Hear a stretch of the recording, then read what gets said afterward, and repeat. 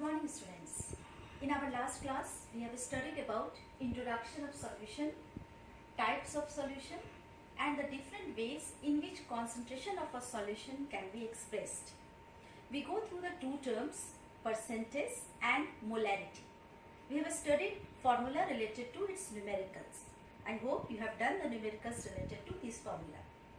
Now, one more formula for all of you to solve some more numericals. Okay, one more formula for molarity.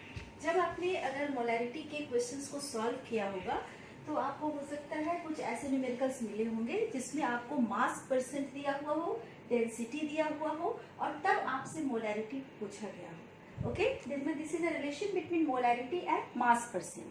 कई numericals है molarity में इस तरह के जिसमें आपको परसेंटेज और डेंसिटी दिया रहता है और तब आपसे मोलारिटी निकालने को कहा जाता है. ओके, तो वन सिंपल मेथड जो लॉन्ग मेथड है आप कर सकते हो कि मास परसेंट के हेल्प से पहले मास निकाल लीजिए और फिर डेंसिटी के हेल्प से वॉल्यूम निकालिए और उसके बाद आप मोलारिटी निकालिए. But it is really a long method. So we can use one line formula for such numericals. Okay, and the formula is molarity is equal to percentage into D into 10 by molecular weight. This is the percentage of solute. D is the density in gram per milliliter. 10 और molecular weight of solute. आप इसको use करके एक line में molarity के उस numerical को आप सॉल्व कर सकते हो. ओके, तो आप न्यूमेरिकल्स को सॉल्व करो टॉपिक वाइज. एटलीस्ट एनसीईआरटी के सारे क्वेश्चंस को सॉल्व कीजिए along with any reference book. कोई भी दूसरा बुक आप सॉल्व कर सकते हो. Okay, now our next topic that is molarity. Okay, one is mass percent, second one is molarity and third one is molarity. Molarity is represented by a small m. इसको हम लोग small m से represent करते हैं. Okay, what is molarity? It is the number of moles of solute present in 1 kg of solvent. Okay, please take care. यहाँ पर हमें number of moles of solute लेना है. Okay, just like molarity. जिस तरह से हमने molarity में number of moles of solute लिया है उसी तरह से molarity में भी number of moles हमें solute का लेना है. But in 1 kg of solvent, here the mass of solvent is considered.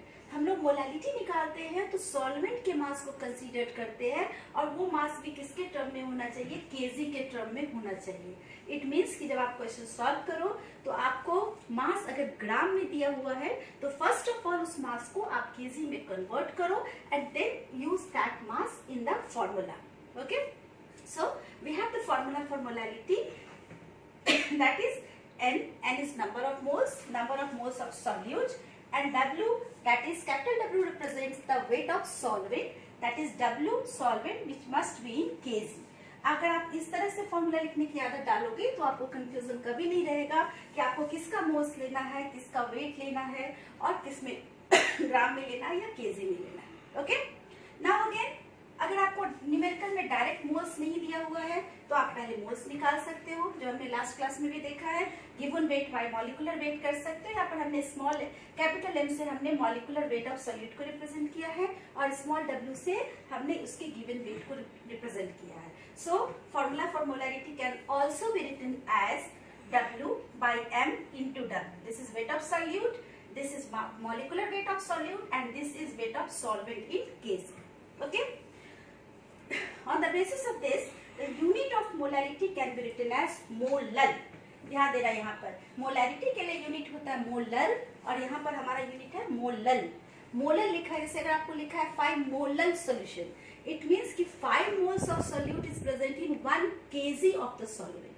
वहां पर सॉल्वेंट की बात होगी और इसको हम लोग स्मॉल m से भी यूनिट को रिप्रेजेंट कर सकते हैं और you may right moles per kg. Okay, now a question related to this is what is the effect of temperature on molarity? Molarity पर टेम्परेचर का क्या इफेक्ट है?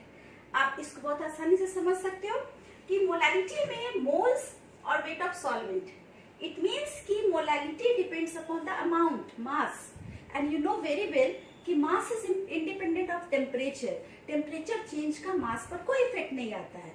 तो चूंकि मोलारिटी में जितने भी टर्म्स यूज्ड है वे ऑल आर मासेस, सब मास के टर्म में है, इसलिए मोलारिटी पर टेम्परेचर का कोई इफेक्ट होता है। सो आप कह सकते हो, जैसे एक नंबर के लिए क्वेश्चन आता है आपको 11th में और 12th में दोनों में, कि which one is better to express the concentration, molarity और मोलैलिटी, दोनों को अगर हम कंपेयर करें कि अगर कॉन्सेंट्रेशन को एक्सप्रेस करना है तो हम किस में करें, मोलैरिटी में या मोलैलिटी में, तो आप बता सकते हो कि molality is the better way to express the concentration. क्यों? क्योंकि अगर रिएक्शन के दौरान टेम्परेचर चेंज होता है तो मोलैरिटी चेंज हो सकती है। हमने लास्ट क्लास में आपको बताया था कि मोलैरिटी जो होती है M, वो आपको इक्वल टू होती है मोल्स बाय वॉल्यूम, और चूंकि वॉल्यूम टेम्परेचर पर डिपेंड करता है, सो मोलैरिटी टेम्परेचर डिपेंडेंट है। मोलैरिटी घटता है अगर आप टेम्परेचर को बढ़ाओगे, but there is no effect of temperature on molality, so it is better to express the concentration in terms of molality rather than molarity. Okay, one more important question related to these two topics, molarity and molality. Okay, now I will discuss you that question. Okay, molarity and molarity दोनों से related एक और important question 1 marks के लिए आता है आपके लिए। क्या है वो क्वेश्चन कि 1 molar aqueous solution and 1 molar aqueous solution, which one is highly concentrated, मतलब 1 मोलर एक्वस सॉल्यूशन और 1 मोलर एक्वस सॉल्यूशन में किसमें ज्यादा concentration, which one is highly concentrated. Okay, तो इसको हम लोग समझते हैं इसके आंसर्स को इसके फॉर्मूले के हेल्प से। First of all you have to know that 1 molar aqueous solution has higher concentration than that of 1 molar aqueous solution. 1 molar का concentration ज्यादा होता है aqueous solution का as compared to 1 molar. इसको समझने की कोशिश करते हैं कैसे। आप इसके फॉर्मूले के हेल्प से कंपेयर कर सकते हो कि which one will be higher. Okay, in case of molarity the formula is number of moles of solute by volume of solution. Here moles of solute and volume of solution is considered. 1 litre आपका solution है which includes both solute and solvent. So the weight of solvent must be lesser than 1000 gram in case of molarity. While in case of molality, number of moles of solute, they are same. यहाँ भी number of moles solute का, यहाँ भी upper part same है. But here weight of solvent is considered, which must be 1 kg, that means 1000 gram. Since the weight of solvent is lesser in case of molarity, so of course this value will be higher as compared to this one. Okay, this one is important for 1 marks question and you can explain in this way, right? So it is declared that 1 molar aqueous solution is highly concentrated than 1 molar aqueous solution. Okay, now move to the next. Our next concentration term is mole fraction. अगला जो हमारा expression term है जिससे हम concentration को बता सकते हैं वो हमारा मोल फ्रैक्शन है। What is mole fraction? इसको हम लोग काय से रिप्रेजेंट करते हैं और क्या है इसका? It is the ratio of number of moles of one component to the total number of moles present in it. This is the formula for, this is the definition of mole fraction. क्या है कि जैसे जितने भी components आपके solution में हो तो मोल फ्रैक्शन निकालने में जिसका आपको मोल फ्रैक्शन निकालना है उसका मोल्स रखिए and divided by total number of moles. Total number of moles से हम उसे डिवाइड करेंगे, दैट मींस हमें रेशियो चाहिए। जैसे आप फॉर्मूले को समझ सकते हो, let Na is the moles of solute and Nb is the moles of solvent. Okay, so if we have to calculate mole fraction of solute, अगर हमें सॉल्यूट का मोल फ्रैक्शन निकालना है तो हमें फॉर्मूले में नंबर ऑफ मोल्स सॉल्यूट को ऊपर रखना होगा and divided by total number of moles of solution. Okay, that's it. Let एक सॉल्यूशन में 2 कंपोनेंट है, ए और बी। ए सॉल्यूट है और बी मान लेते हैं सॉल्वेंट है।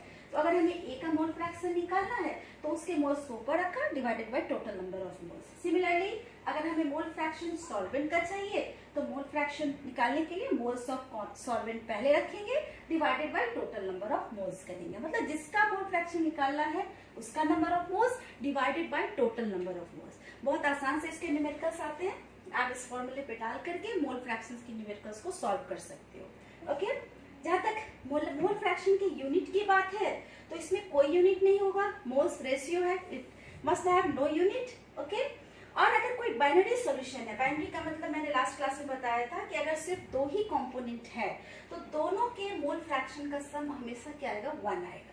या अगर 2 से ज्यादा भी है तो जितने कंपोनेंट्स हैं उन सबके मोल फ्रैक्शंस का सम 1 आता है। Okay, now what is the effect of temperature on mole fraction? Of course no effect, because all the terms are related to mass. Moles है यहाँ पर, amount है, mass है, and mass is independent of temperature, so there is no effect of temperature on mole fraction, right? Now two topics are remaining, ppm and normality. Let us go through these. Okay.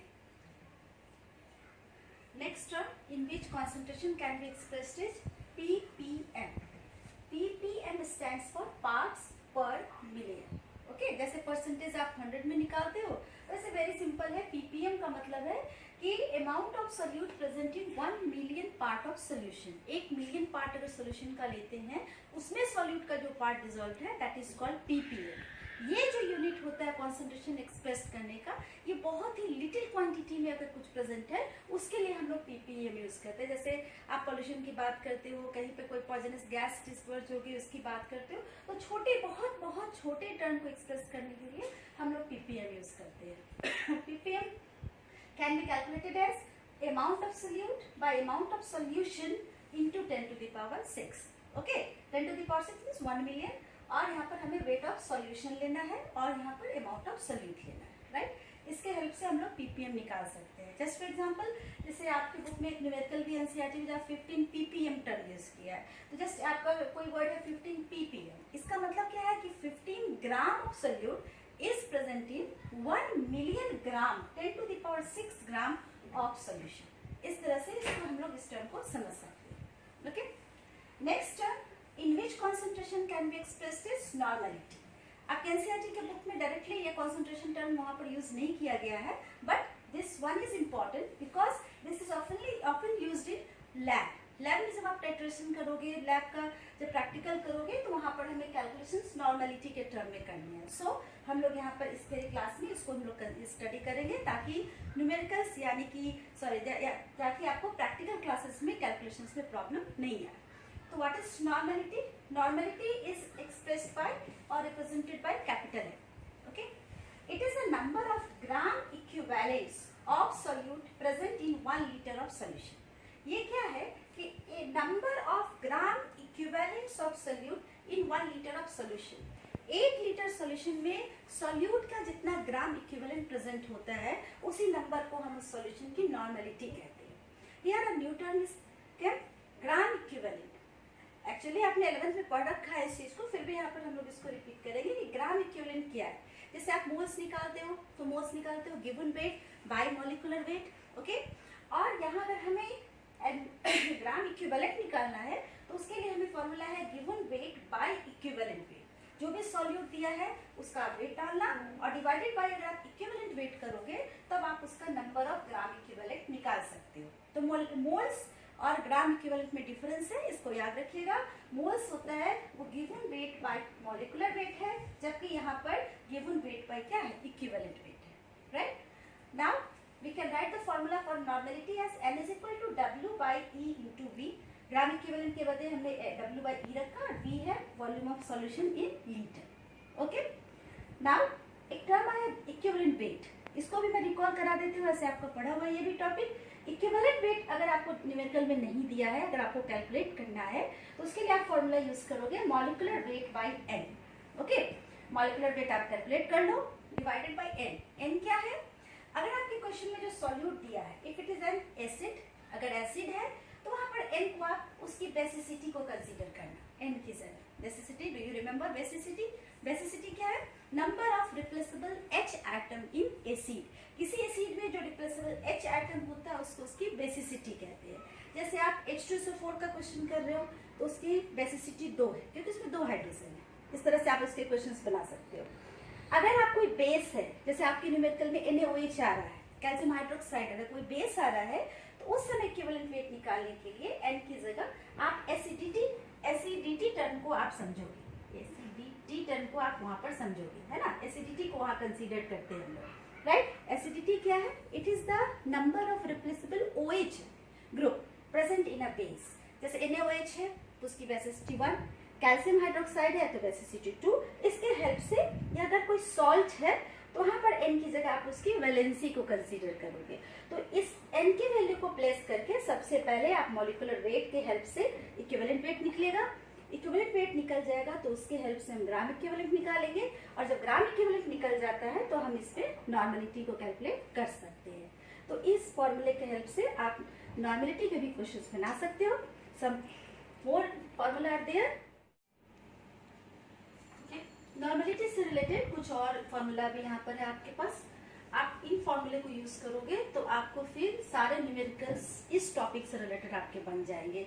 जैसे एक equation हमने last class में आपको molarity equation बताया था, conditions बताया था कि अगर सर्टेन सॉल्यूशन उसको डाइल्यूट करते हैं तो नॉर्मेलिटी में क्या चेंज आएगा। वैसे ही मोलैरिटी में, वैसे ही नॉर्मेलिटी के लिए भी सेम फॉर्मूला है, N1V1 is equal to N2V2। Okay, आप initial molarity, initial volume, final normality, final volume, इस फॉर्मूले को यूज करके आप इसमें से कोई भी एक जो मिसिंग है उसको आप निकाल सकते हो। इसके भी क्वेश्चन है आपके पास।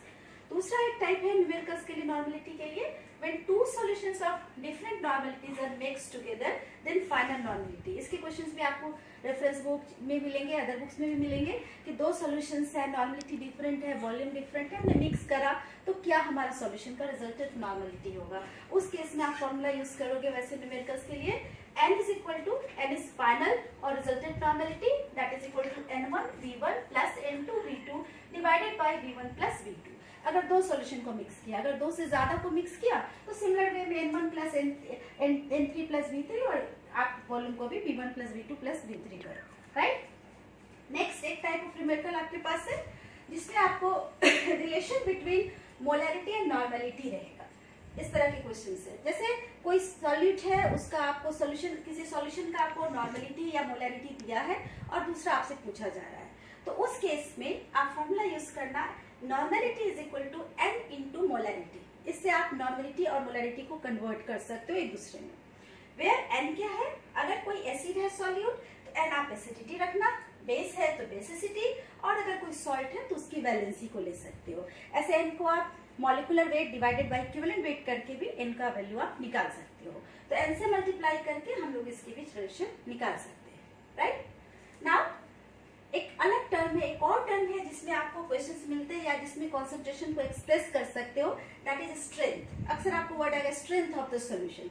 स्ट्रेंथ बोलने का मतलब है कि 1 लीटर अगर सॉल्यूशन है तो उसमें किसी सॉल्यूट के कितने ग्राम डिसॉल्व्ड है। मोल्स से आप मोलैरिटी बोलते हैं, यहाँ पर ग्राम्स की बात हो रही है कि कितने grams, it is the mass of solute in grams dissolve in 1 litre of solution. यानी आप कह सकते हो what is strength, it is gram per litre. 1 litre में कितने ग्राम डिसॉल्व है, that is called strength of the solution.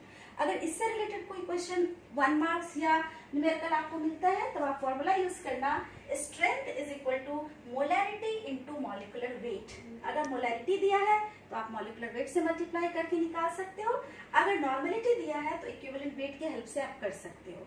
तो ये सारे फॉर्मूला जो है all are very important. First class और आज की क्लास में मैंने जितने भी आपको फॉर्मूला बताया है, इन सब के हेल्प से ये जो फर्स्ट टॉपिक है न्यूमेरिकल बेस्ड, जो फर्स्ट आपका टॉपिक है जिस पर इस चैप्टर का न्यूमेरिकल बेस्ड है, वो टॉपिक आपका कंप्लीट हो जाएगा, उसके न्यूमेरिकल्स आपको सॉल्व हो जाएंगे। तो इन सारे फॉर्मूले को देखिए, क्वेश्चंस ट्राई कीजिए, एटलीस्ट एनसीईआरटी के सारे क्वेश्चंस बनाइए, थ्योरी पढ़िए और रेफरेंस बुक के हेल्प से भी इसको पढ़िए। अगर किसी न्यूमेरिकल्स में बहुत प्रॉब्लम आ रही है तो आप उसको रख सकते हो, जब रेगुलर क्लासेस होंगे तो हम लोग उसको फिर डिस्कस करेंगे। Okay, this is all for today, we will discuss more thing in our next class.